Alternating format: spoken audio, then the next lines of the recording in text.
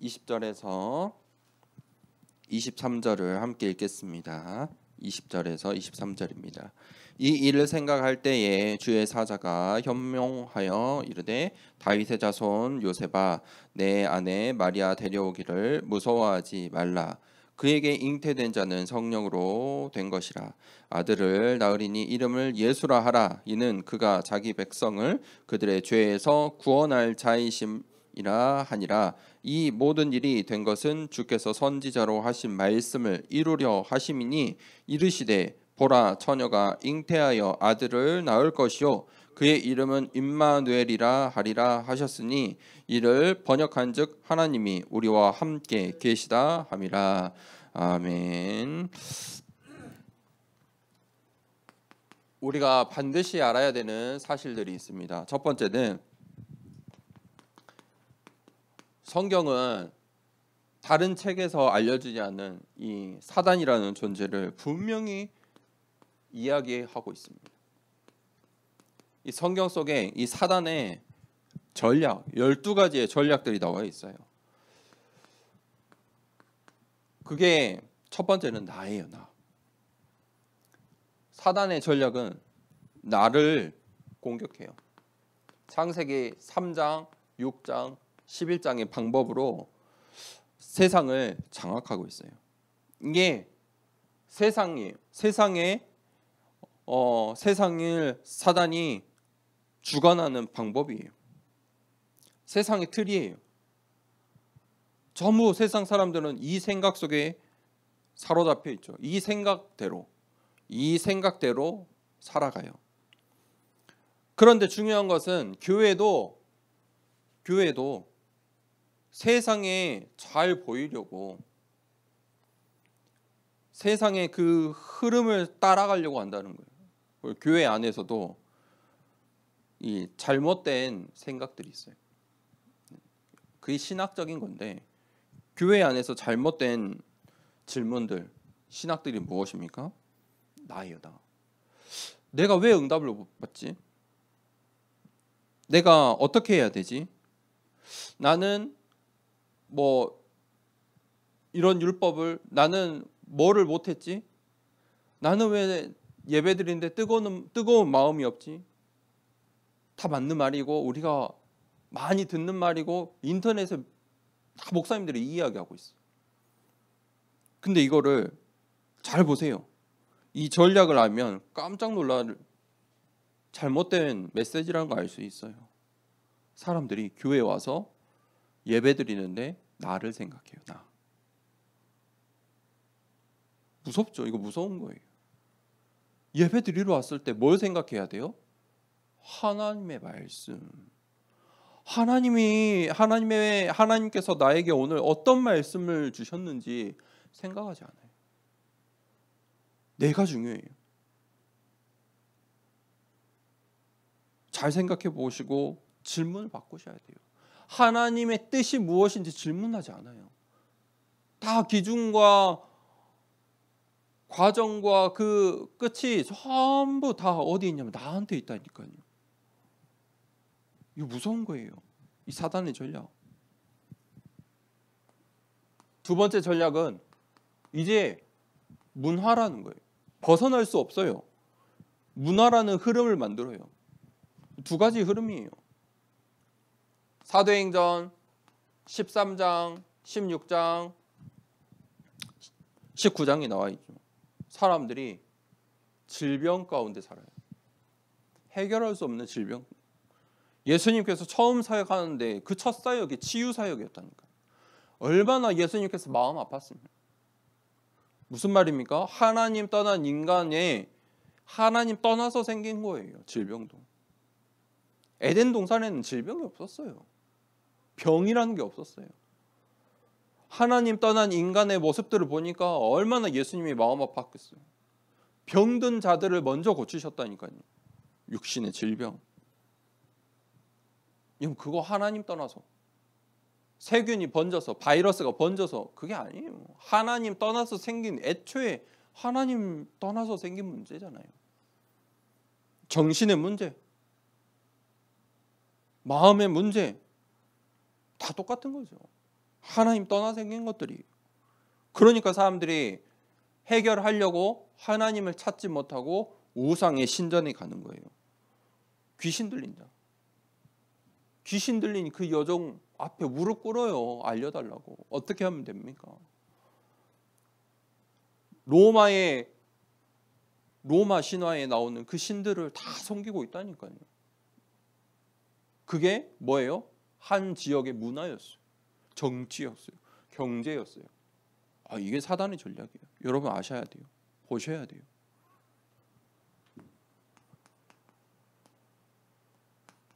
하나님 떠난, 하나님 모르는 사람, 하나님을 모르는 사람은 불신자예요.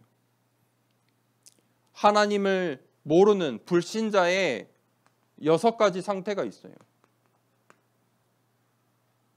일단 하나님을 떠났어요. 떠난 상태예요. 그 신분이 사단의 종노릇해요. 거기서 육신의 문제도 와요. 마음의 병, 정신의 병이 와요. 해결할 수 없다니까요. 병이에요, 병. 감기도 병이죠. 우리의 마음에 우울한 마음도 있고 막 기뻐서 오버할 수도 있어요. 그런데 그걸로 인해서 삶이 안 되면 그건 병이잖아요. 감기 때문에 병원에 누울 정도면 그건 병인 거예요. 근데 내가 일상생활 하는데 큰 문제 없으면 지나가는 것들이에요.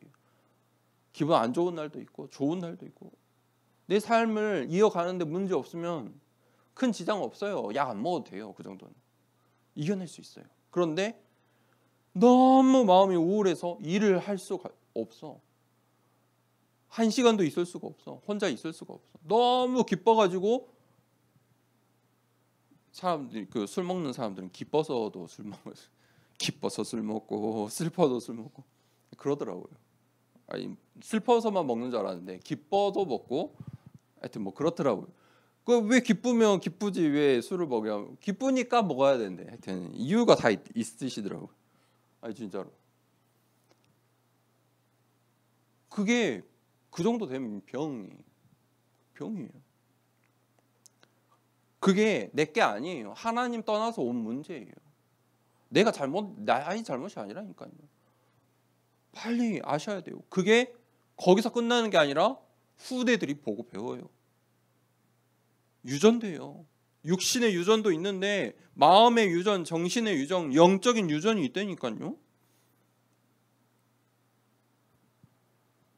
그래서 그 인생이 어떻게 해요? 지옥의 인생이에요. 지옥 갈 수밖에 없죠. 그런데 이 땅에 살면서도 지옥 같은 인생이에요. 자, 이게 사단의 전략이에요. 아셔야 돼요. 알고 계셔야 돼요. 여기서 벗어나셔야 돼요.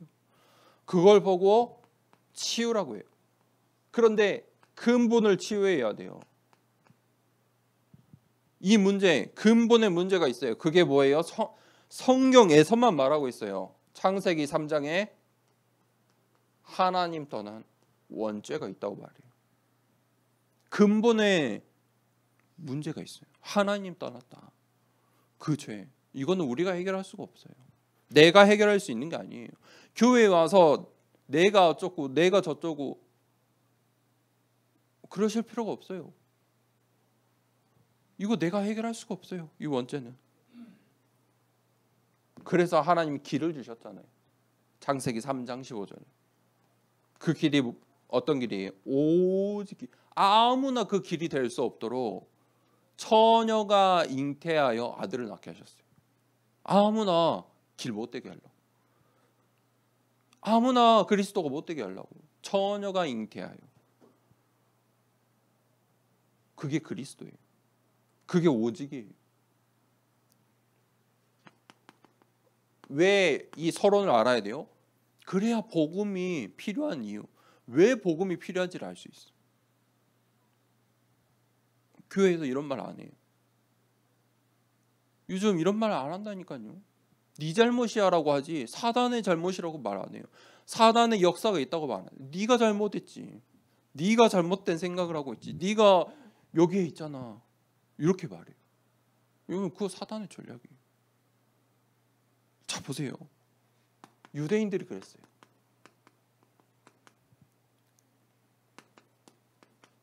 유대인들이 복음을 몰랐어요. 복음을 몰랐다니까요. 다른 거는 이 세상의 최고의 지혜와 지식과 모든 것을 하나님께서 이 땅의 가장 큰 선택된 백성이에요. 하나님께 모든 축복을 다 받았는데 뭘 몰라요? 복음만 몰라요. 복음이 무엇입니까? 하나님을 만나는 구원의 길이에요. 그 예수 그리스도를 몰라요. 예수님이 그리스도로 오셨는데 유대인들이 어떻게 십자가에 못 박았어요? 죄 몫이 뭐냐면 유대인의 왕이라. 자기가 유대인의 왕이라고 했다. 이 사람은 우리의 유대인의 왕이 아닌데 자기가 유대인의 왕이라고 했다. 그게 죄 몫이었다니까요. 웃기죠? 웃긴 일이에요. 지금 오늘날 이래요. 예수 그리스도를 말했다고, 예수 그리스도만 말한다고, 다른 것도 있는데 진짜 제가 들었다니까요. 그게 신학자들이 그런 신학을 갖고 있어요. 극소수의 신학자들은 여전히 다락방, 전도운동, 오직 예수 그리스도, 그게 맞는 거야.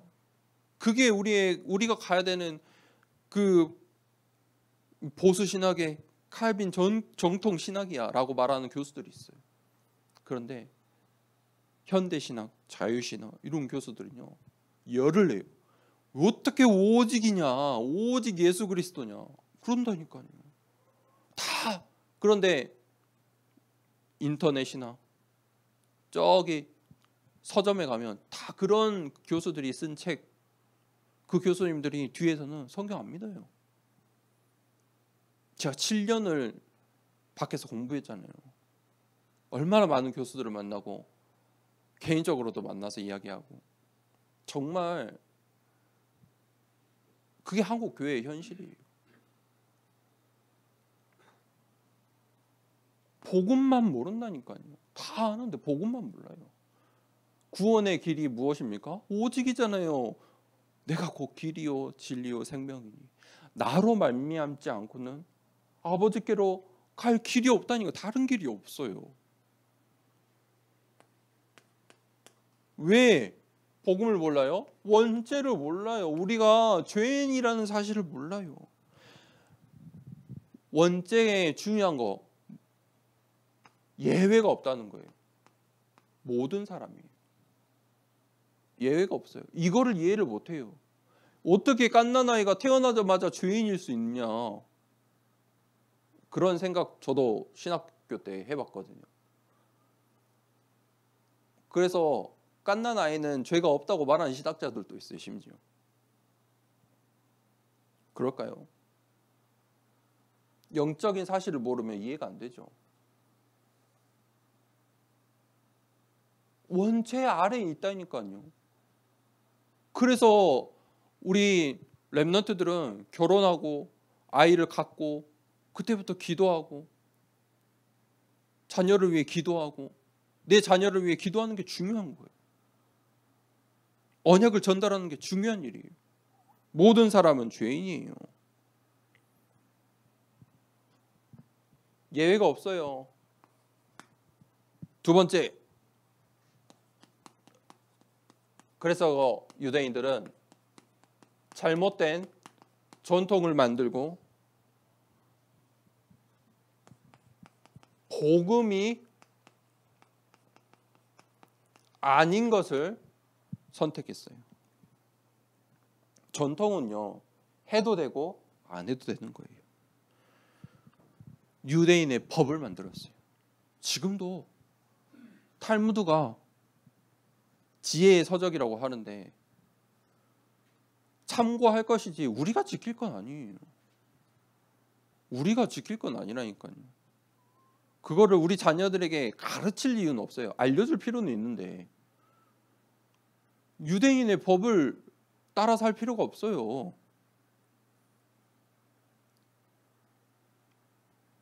복음 아닌 거예요. 그럼 복음 아닌 거예요. 해도 되고 안 해도 되는 거예요. 복음이 아니라니까요.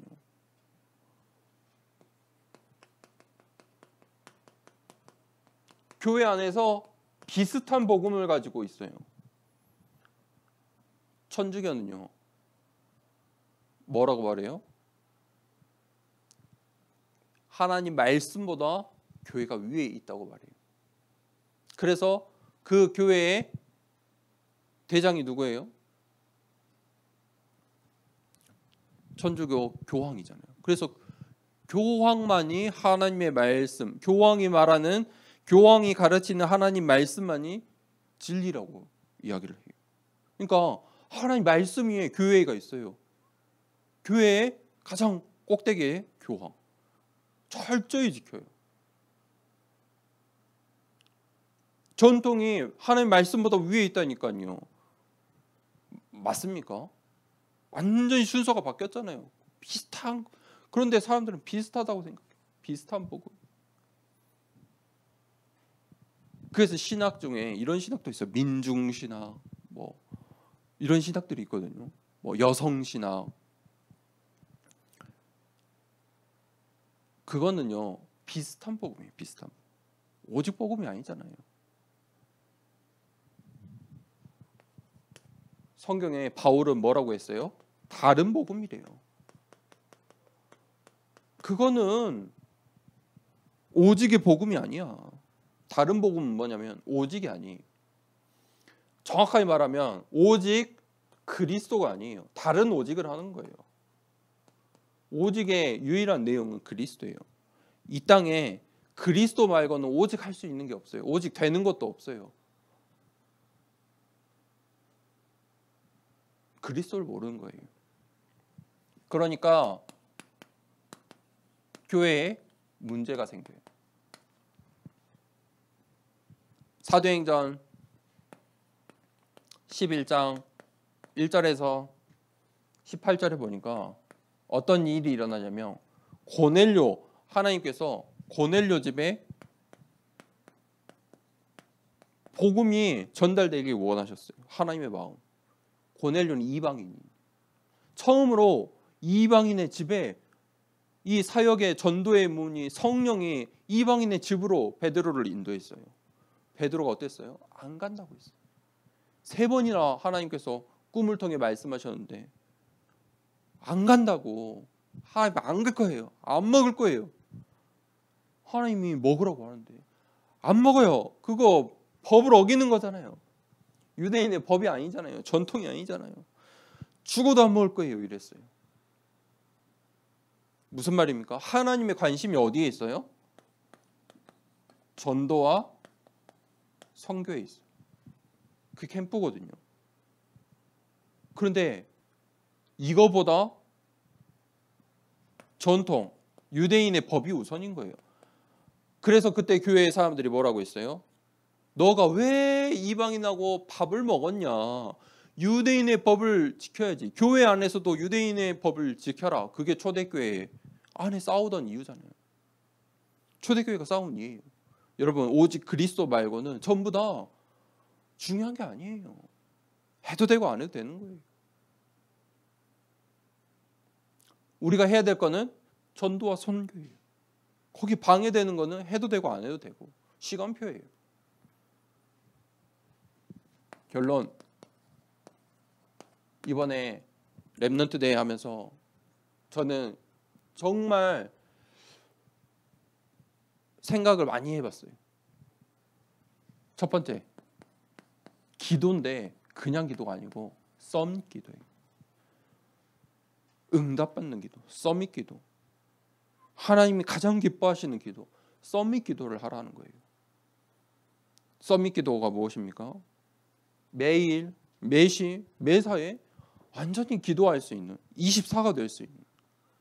그러려면 뭐 해야 되냐면, 그러려면은 여러분 강단 말씀이 가지고 매일 오늘의 말씀, 기도, 전도 이 3원을 훈련하셔야 돼요.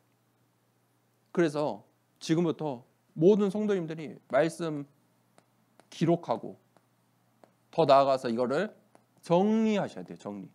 훈련하셔야 돼요. 정리. 기록하고 정리.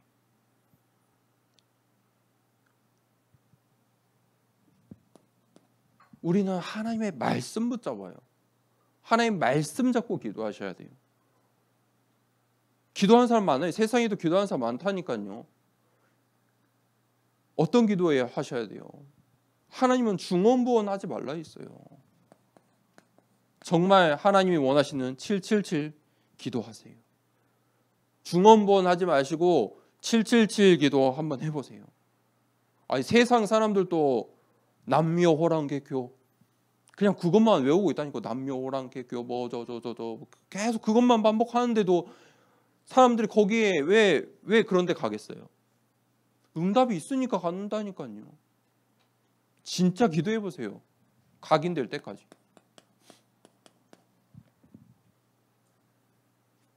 사람들이 왜 나무아비탑을 계속 하고 있어요?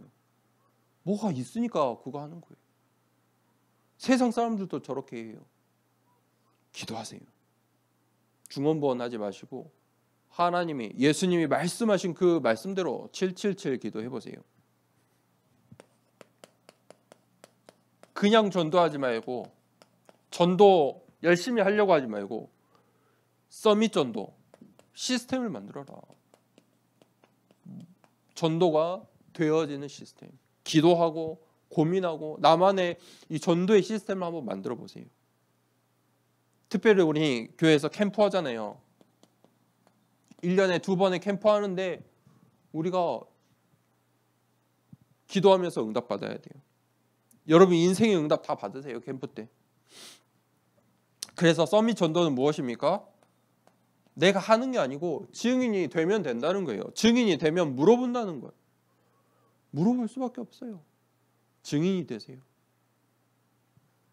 세 번째, 우리의 인생은 세상 사람들의 인생과 달라야 돼요. 서밋의 작품이 돼야 돼요. 내 인생 자체가 영원한 것을 남기는, 저번 주 말씀, 영원을 남기는 작품이 되어야 돼요. 그 시작을 하셔야 돼요. 세상의 우상의 신전을 보셔야 돼요. 우리는 이 우상의 신전을 무너뜨릴 하나님의 빛의 성전을 남기고 가야 돼요.